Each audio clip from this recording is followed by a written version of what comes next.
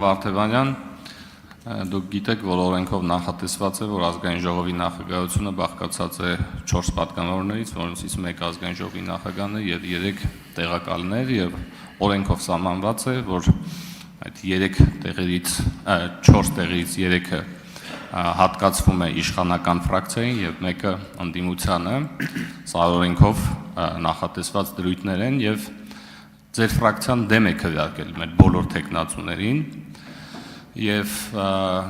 տրամաբանական է եւ բարձ բոլորից, որ եթե մենք ձեզ դեմ քվեարկենք, ըստ էության կառաջանա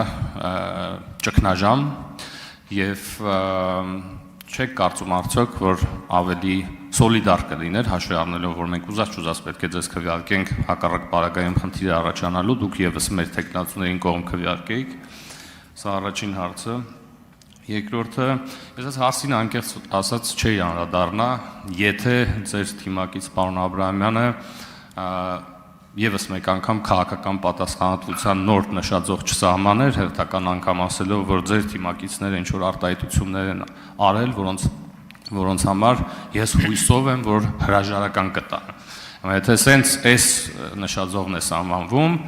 իհարկե պարոն Ղազարյանը կունենա հնարավորություն իր ասած արտահայտության համար պատասխան տալու, ես ձեզ եմ ուղղում, ես 3 առաջ օրը առիթ ունեցա ձեր խմբակցության ղեկավարին այս հարցը ուղղել, հիմա առիթ ունեմ ձեզ եմ ուղղում այս հարցը։ Միթե բավարար սկանդալային չէ այն հայտարարությունը, որը պարոն Ղազարյանը արել է,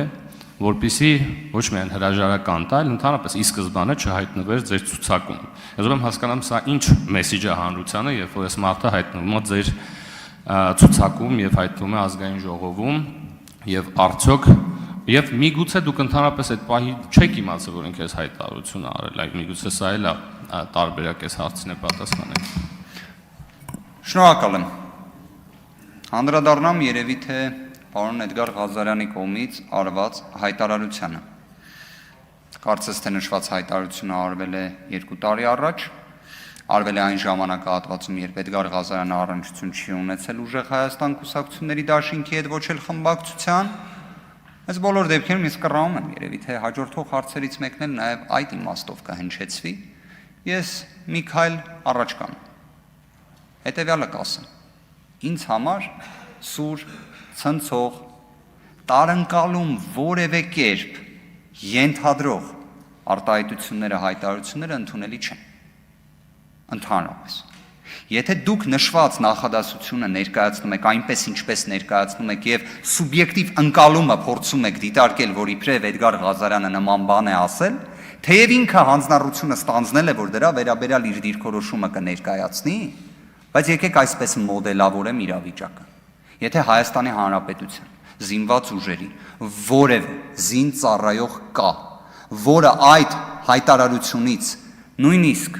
5 կամ 10% նեղսրտել է, ես ինքս դրա համար ներողություն խնդրեմ։ Ես սիրով ներողությունը խնդրեմ, բայց մի հատ բան էլ առաջարկեմ։ Առանց որևէ քաղաքական, այսպես ասած, մարտավարական ձևի։ Եկեք այդ մոտեցմանը հենց տենց էլ նայենք այլ դեպքերում եւս։ Օրինակ, ներողություն խնդրել զոհված զինծառայողների ծնողներից, որոնց ոստիկանության բավականին հաղթանդամ մեծ ձեռքերով եւ գլխով ոստիկանները ոտու ձեռք արած հանում են եռաբլուրից։ Եկեք ներողություն խնդրենք այն իրավիճակի համար, երբ Նիկոլ Փաշինյանը, որը այլևս դա չարեց, ասում էր, բա ինչի համար դուք չեք սողվել։ Այս նախադասությունը պարզ է, չէ՞, որ ինքը սուր, ցնցող, սուր, տեղ-տեղ վիրավորական, բացասական էմոցիա առաջացնող արտահայտություն է։ Եկեք նույնն էլ դուք արեք։ Տեսակ, չէ, ես չեմ արել, չէ՞, այդ արտահայտությունը, բայց ես այդ դժվարությունը չունեմ բառերը ասելուց։ Որովհետև եթե խոսում ենք մեր հայրենակիցներից որևէ մեկի նեղվածության մասին, ներողությունը դժվար բան չի, թող դա լինի դժվարությունը, ժողովուրդ ջան, թող դա լինի դժվարությունը, իսկապես նույնիսկ թող դա լինի հավաքական մաղթանքներից մեկը, թող Հայաստանի Հանրապետությունում այլևս դժվարությունը լինի ներողություն խնդրել, չխնդրել։ Արձագանք։ Շնորհակալություն, պարոն Վարդևանյան, ողջունում եմ, որ դուք պատրաստական եք ներողություն խնդրել ձեր գործընկերոջ համար, այնուամենայնիվ ակնկալիքս ամենևին դա չէր, ես ուզում եի հասկանալ տրամաբանությունը, թե ոնց է ինքը հայտնվել ձեր ցուցակում։ Երկրորդը,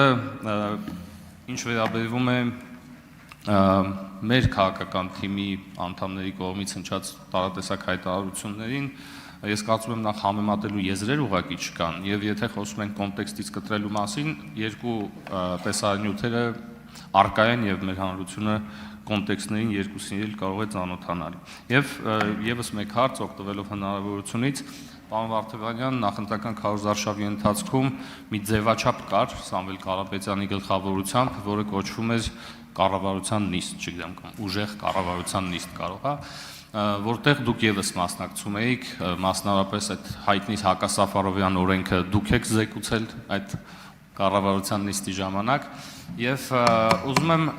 եթե թույլ տաք, եւս կես րոպե, պարոն Ռուբինյան, եւ հարցս հետեւյալն է. արդյոք 300,000 ադրբեջանցիների վերադարձի այդ թեման ծնվել է այդ ձևաչափով, արդյոք դուք մասնակցել եք այդ քննարկումներին եւ արդյոք այդ տեսահոլովակների բովանդակության մեջ դուք մասնակցություն ունեցել եք։ Տեսահոլովակներից որևէ մեկի բովանդակության մեջ բացառությամբ այն դեպքերի, երբ տեսահոլովակում օրինակ ես կամ այլ դեպքերում առնչություն չեմ ունեցել։ Օրինակ մենք պարզեցինք, որ պարոն Ալեքսանյանը ունեցել է առնչություն, նույնիսկ հենց առաջնային պատասխանատուներից է եղել քաղաքացիական պայմանագիր կուսակցության տեսահոլովակների տեսանյութերի, իմ վերաբերյալ նման տեղեկություն լավ է կամ վատ է չեմ կարող հայտնել։ 300,000 ադրբեջանցիների հետ կապված հարցը շատ հետաքրքիր է, որ ազգային ժողովի նիստերի դահլիճում նույնիսկ առաջինը մենք դրա մասին չենք խոսել, առաջինը դուք եք դրա մասին խոսել, քաղաքացիական պայմանագիր խմբակցության պատգամավորները, բայց մի հետաքրքիր մարտավարությամբ անպայմանորեն գալիս եք դրա մասին խոսում եք ու ասում եք սրա մասին չի կարելի խոսել։ Անկեղծ, դա նման այն դեպքերի, երբ օրինակ պատգամավորը գալիս է պատրաստված ելույթի տեքստով, ասում է ես այսօր ելույթ չէի ուզում ունենալ, բայց ստիպված եմ ելույթ ունենալ, բայց պատրաստի տեքստով է եկել։ Հիմա գիտեք, բազմաթիվ նման դեպքեր կան։